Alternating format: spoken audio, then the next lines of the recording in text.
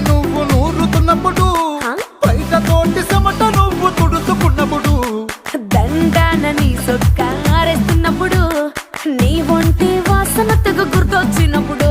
రెండు చేతులెత్తి చుట్టు మలిసినప్పుడు జండు కత్తుకొని పడుకున్నప్పుడు అలసిపోయి నువ్వు ఆవలించినప్పుడు వచ్చుండై ఫీలింగ్స్ వచ్చి వచ్చి చంపేస్తుండ